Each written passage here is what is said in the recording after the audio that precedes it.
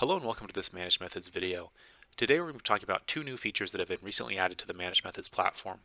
The first of those features is found underneath the Drive Files tab, and over on the right hand side underneath the Actions column, you'll see that there's a new icon here called the Share icon. If I go ahead and click on that Share icon, it will show you how this feature works, but the Share icon now allows you to change share permissions on any of the various files that are here within the environment. Of course, there are limits to that. Files that are being shared into the domain via a view-only link share permission, or files where your users don't have any real permissions, the file will be a little bit more limited.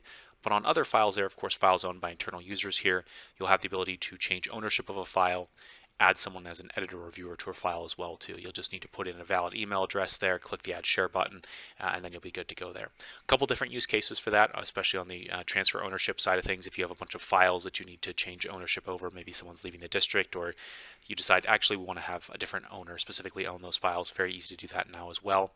In situations where maybe you want to change or give someone edit or view access, that might be a situation where maybe someone's misshared a file and they shared the file with view only link access, and they want to go ahead and say, actually, we want to have those people have direct access to the file and just share that file to them directly there. The other change here is found underneath the admin section here, and specifically under data management and risk. This new feature here, it's this button right here found on the upper left-hand side of the screen, is the clear button. What this now allows you to do is on any risk scans that have active risks, if you run into a situation where there's a lot of risks found on that particular scan, you can click on the checkmark box here and click on the clear button. The clear button will allow you to mass ignore those risks. So instead of ignoring 500 at a time, you can completely clear all the risks out of the risks tab of that specific risk type. So if you click on the clear button here, for environments that have a tile split, this will list out the various tiles that have that particular risk active, and you can go through and select those various tiles there. So you can certainly do this on a one-off basis on individual tiles, or you can select multiple tiles if you do have a tile split environment.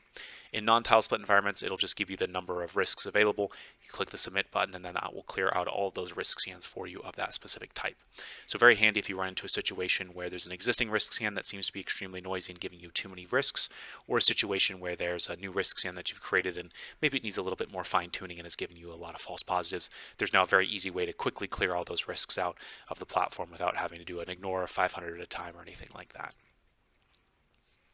So those will be the two new features in the platform, two minor changes there that should provide some additional use and value there that way. Hope this guide has been helpful in giving you a little bit further insight into the Managed Methods platform.